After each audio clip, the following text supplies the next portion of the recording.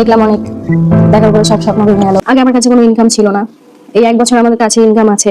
একজন বড় ক্রিয়েটার বলছে যে 1 বছর ধরে আমি ইনকাম করি, তার মানে সে আগে ইনকাম করতো না বা 1 বছর আগে তার ইনকামের টাকা সে পেতো না। এইটাই আমরা বুঝি। এরাই নাকি তোমাদের বেশিরভাগ মানুষের ইনফেশন, এদেরকে দেখি নাকি তোমরা মোটিভেট হও। এখন আমার আবেগে কাজ করছে, বিবেক কাজ করে নাই। দেখো পৃথিবী প্রথমে একটা ব্লগ ভিডিওর মাধ্যমে বলে এতদিন থেকে যে অন্য চ্যানেলে কাজ করতো সেই চ্যানেলের একটা আর্নিংও পৃথিবীর কাছে ছিল না, এবং কি পৃথিবী এতদিন কাজ এমনিই করেছে। আগে আমার কাছে কোনো ইনকাম ছিল না, এই 1 বছর আমাদের কাছে ইনকাম আছে। পরে রন না, মানে রন না, বাপন বিশ্বাস। রন তো মারা গেছে, বং রন অনেক আগেই মারা গেছে। কি বন্ধুগণ ব্যাপারটা হাস্যকর না? এরা জড়ুয়া ভাই।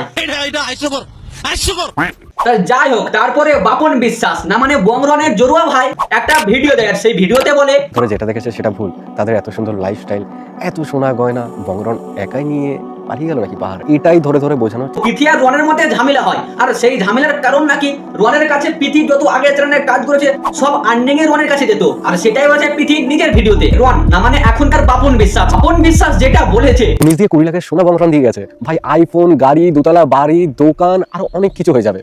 তারপরেও মন ভরেনি। দিদি তোমায় বলছি, রক্ত ভালো তাই, না হলে ব্যারাকপুরের বুকে তোমার বাড়ির জমিটা হতো না। মানে তোমরা ভাবতে পারছো, রন বলছে 20 লাখ টাকার গয়না এবং রাস্তার ধারে জমি কিনে দিয়েছে, তারপরে পিথি বলছে ওকে কিছু টাকাই দেওয়া হয়নি। আগে আমার কাছে কোনো ইনকাম ছিল না, এই 1 বছর আমাদের কাছে ইনকাম আছে।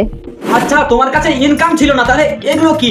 এটা আমার দাদুর দোকান, এটা আমার ছোট দাদু, এগুলো তো দাদুরা দিয়েছে, কারণ তুমি তো কোনো ইনকামই করতে না। আগে আমার কাছে কোনো ইনকাম ছিল না। এই ভিডিওটা দেখতে হলে তোমরা লং ফরম্যাটে যাও, পুরোটা প্রমাণ সহ দেওয়া আছে আসল দোষটা কার, তা ভিডিওটা গিয়ে দেখে নাও। চলো আজকে আমাদের টাটা।